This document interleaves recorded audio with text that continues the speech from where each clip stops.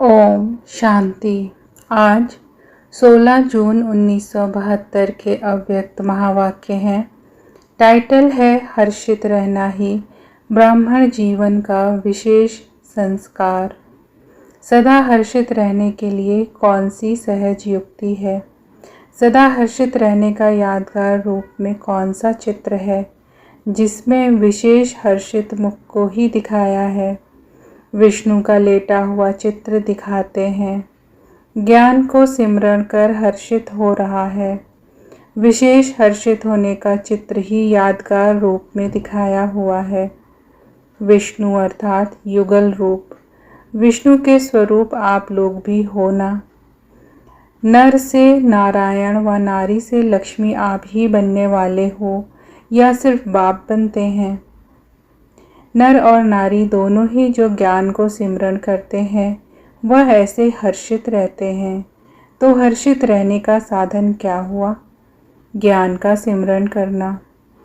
जो जितना ज्ञान को सिमरण करते हैं वह उतना ही हर्षित रहते हैं।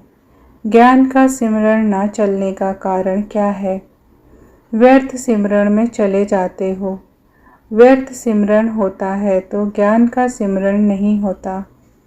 अगर बुद्धि सदा ज्ञान के सिमरण में तत्पर रखो तो सदा हर्षित रहेंगे। व्यर्थ सिमरण होगा ही नहीं। ज्ञान सिमरण करने के लिए, सदैव हर्षित रहने के लिए खजाना तो बहुत मिला हुआ है। जैसे आजकल कोई बहुत धनवान होते हैं तो कहते हैं इनके पास तो अनगिनत धन है। ऐसे ही ज्ञान का खजाना जो मिला है वह गिनती कर सकते हो? इतना अनगिनत होते हुए फिर छोड़ क्यों देते हो? कोई कमी के कारण ही उस चीज़ का ना होना संभव होता है। लेकिन कमी ना होते भी चीज़ ना हो यह तो नहीं होना चाहिए ना। ज्ञान के खजाने से वह बातें ज़्यादा अच्छी लगती हैं क्या? जैसे समझते हो कि यह बहुत समय की आदत पड़ी हुई है इसलिए ना चाहते भी आ जाता है। तो अब ज्ञान का सिमरण करते हुए कितना समय हुआ है? संगम का 1 वर्ष भी कितने के बराबर है? संगम का 1 वर्ष भी बहुत बड़ा है। इसी हिसाब से देखो तो यह भी बहुत समय की बात हुई ना। तो जैसे वह बहुत समय के संस्कार होने के कारण ना चाहते भी स्मृति में आ जाते हैं तो यह भी बहुत समय की स्मृति नेचुरल क्यों नहीं रहती? जो नई बात व ताज़ी बात होती है वह तो और ही ज़्यादा स्मृति में रहनी चाहिए क्योंकि प्रेजेंट है ना। वह तो फिर भी पास्ट है। तो यह है प्रेजेंट की बात। फिर पास्ट क्यों याद आता?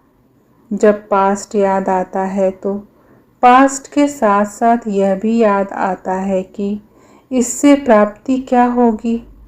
जब उससे कोई भी प्राप्ति सुखदायी नहीं होती है तो फिर भी याद क्यों करते हो? रिजल्ट सामने होते हुए भी फिर भी याद क्यों करते हो? यह भी समझते हो कि वह व्यर्थ है। व्यर्थ का परिणाम भी व्यर्थ होगा ना। व्यर्थ परिणाम समझते भी फिर प्रैक्टिकल में आते हो तो इसको क्या कहा जाए? निर्बलता।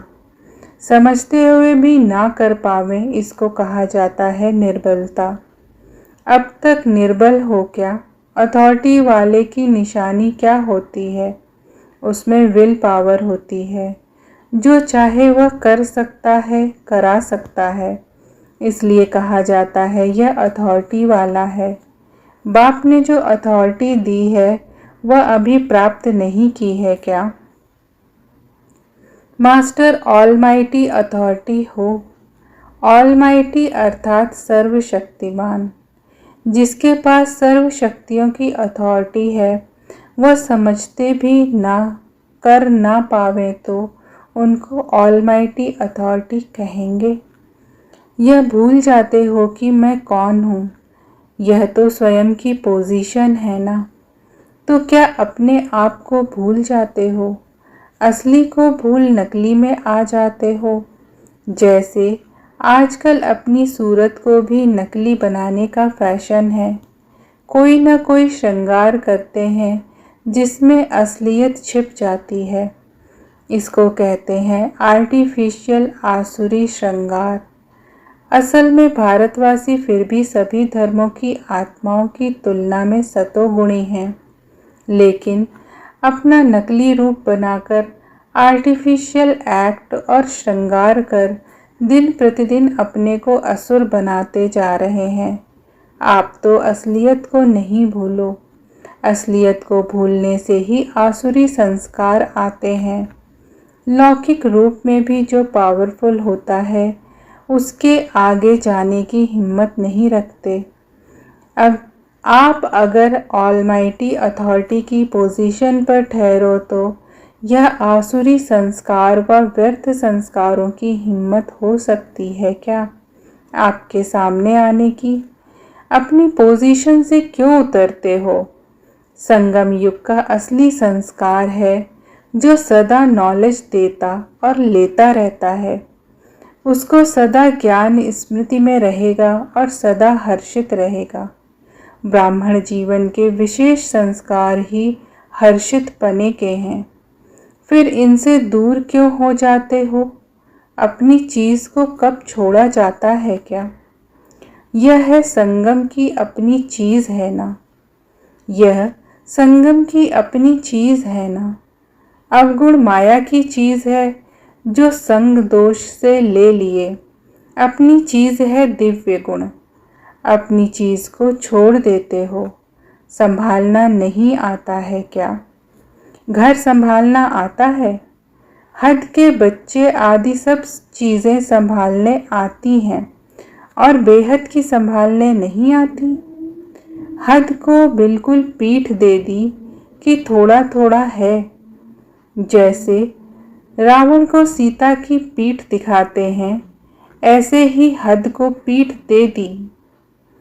फिर उनसे सामने तो नहीं होंगे कि फिर वहाँ जाकर कहेंगे क्या करें? फिर उनके सामने तो नहीं होंगे कि फिर वहाँ जाकर कहें क्या करें? अभी बेहद के घर में बेहद का नशा है, फिर हद के घर में जाने से हद का नशा हो जाएगा।